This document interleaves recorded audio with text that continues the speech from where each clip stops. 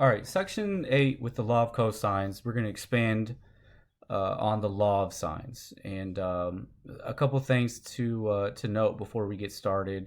If you look at the law of sines here, we've actually flipped it upside down or reciprocated it, and it's still the same thing, except now we have the angles and the numerator, and our sides are in the denominator. Same thing because they're all equal to each other.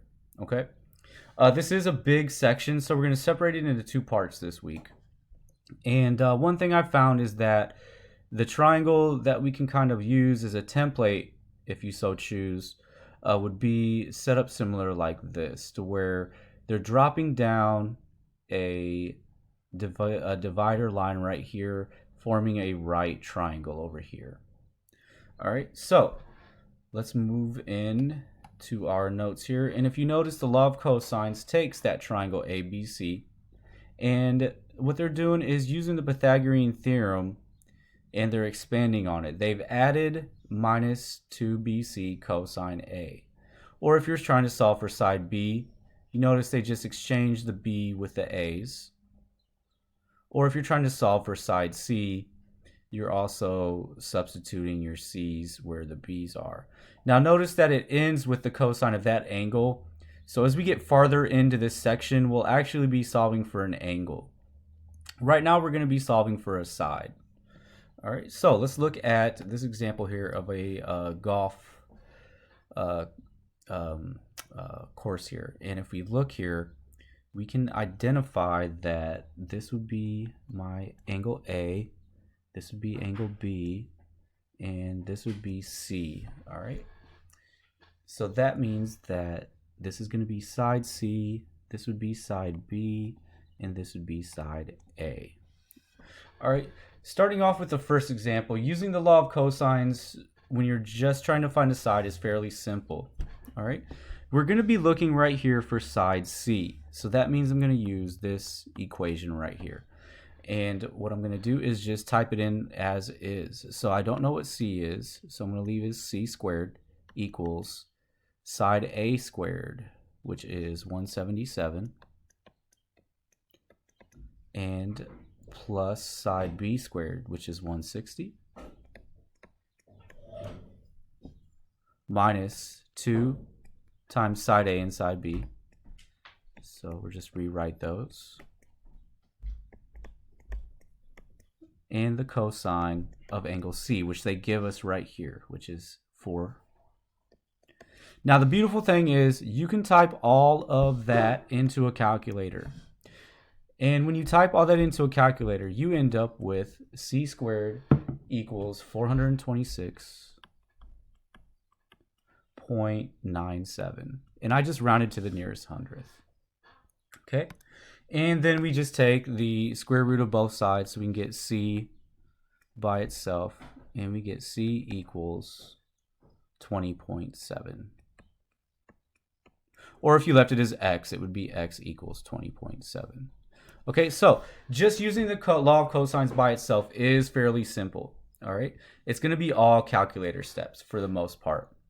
Now the tough part here is where they throw in an angle, and they have two sides, but they need you to solve for the triangle. So we have to find all sides and angles. So we're missing side A, and we're missing angles B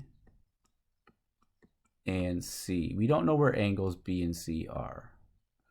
All right, so we're trying to find those. So we need to find those three components. So in order to find side A or side B, well, side B is already there. Let's identify those first. So here's side B and here's side C. Okay, so I'm going to use the law of cosines first.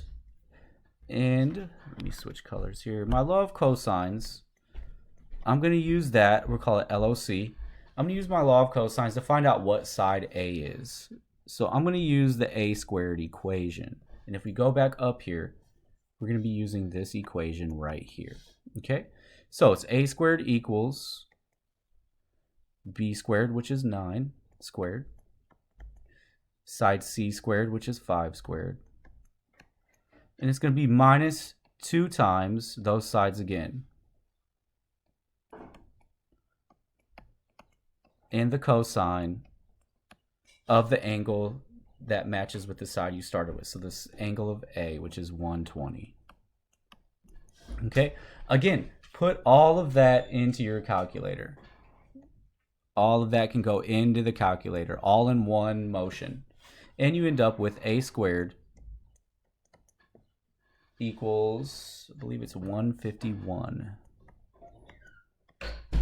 And then we take the square root of both sides, so we can get A by itself. And if we type in the square root of 151, we end up with 12.3. And I just rounded to the nearest tenth on that for the side. So we got 12.3. Okay. Now, what I need to do next is find one of my angles here, angle B or angle C. And I'm just going to go straight down the line alphabetically. I'm going to find angle B. So in order for me to find angle B, I'm going to use this right here. I'm going to use my law of sines, but with the angles on top and the sides on the bottom. Okay. So we have everything we need with A now. So A is going to be my my focus point, and I'm going to be looking for sine of angle B. So I'm going to say here, switch colors. The sine of angle B is what I'm looking for. Okay, and underneath the sine of angle B goes the side of B, which is 9. And I have all of A, so I'm going to use all of A. So I have the sine of 120 over side A, which is now 12.3. Okay, that's my starting point. So that's step 1. Step 2, I'm going to need to multiply both sides by 9 so I can get that denominator away from there. So I end up with sine of angle B equals 9 sine 120 over 12.3. Okay, so that is my second step. Now for the third step, we need to get rid of this sine function that's on B. And if you recall from a previous section, in order for us to move that sine to the other side, we're going to inverse it. So step 3, we say B equals the inverse of sine. And there's a button on your calculator. Okay, all I'm doing is taking this sine and moving it to the other side. Okay, so I have B equals sine of -1, and we're going to leave this fraction the same here, is 9 sine 120 over 12.3. Okay, so what I did was I got B by itself, and in order to get B by itself, I first multiplied both sides by 9, and the 9 ended up over here.